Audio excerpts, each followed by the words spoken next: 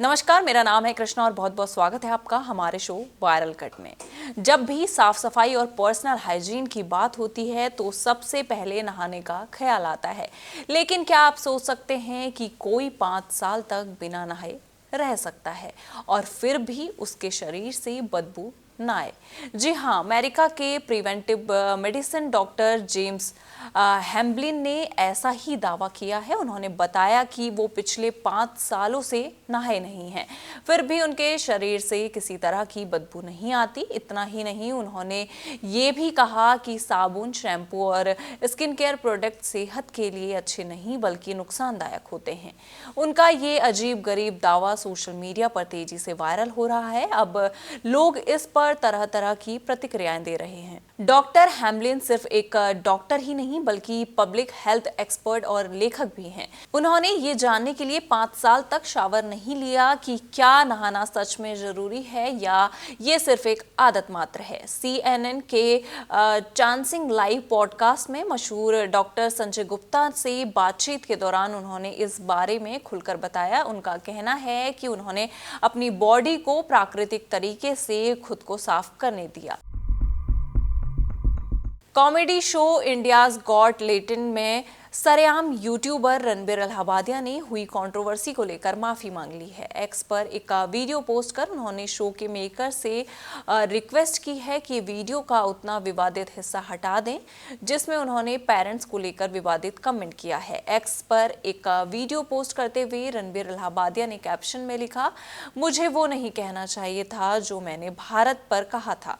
मुझे अफसोस है, मेरा कमेंट ना सिर्फ गलत था बल्कि फनी भी था। कॉमेडी मेरी क्वालिटी नहीं है, मैं यहाँ सिर्फ सॉरी कहने के लिए आया हूँ। जाहिर तौर पर मैं इसे इस तरह इस्तेमाल नहीं करना चाहता। रणबीर ने आगे कहा, जो कुछ भी हुआ मैं उसके पीछे कोई रेफरेंस या कोई सफाई देने नहीं आया हूँ, मैं यहाँ सिर्फ माफ़ी के लिए आया हूँ।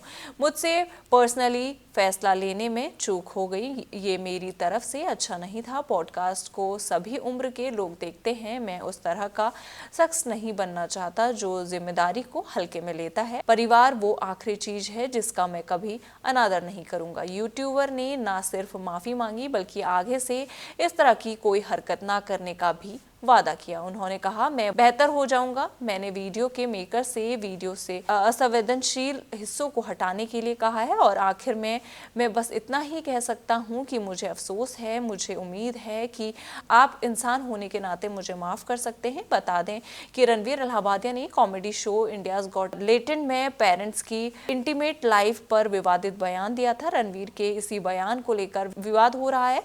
इस मामले में रणबीर इलाहाबादिया के साथ साथ social media influencer Apoorva Makhija, comedian Samay Raina और इंडियाज गॉट टैलेंट के आयोजकों के खिलाफ भी लिखित शिकायत दर्ज की गई है। इस मामले में मुंबई पुलिस ने जांच शुरू कर दी है।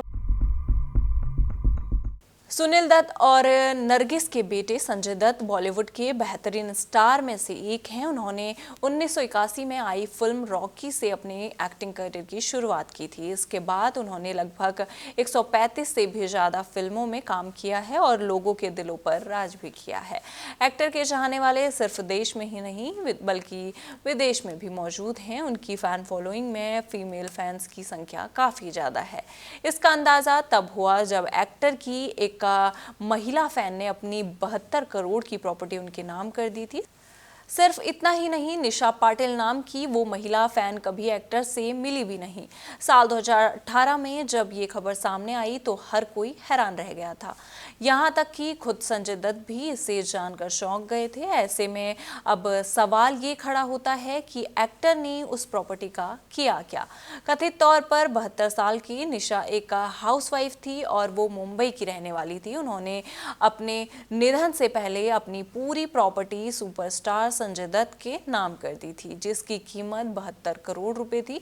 कुछ रिपोर्टर्स के मुताबिक निशा एक लाइलाज बीमारी से जूझ रही थी और उन्होंने अपने बैंक को कई लेटर लिखे थे जिसमें उन्होंने अपनी सारी प्रॉपर्टी संजय दत्त को ट्रांसफर करने के लिए कहा।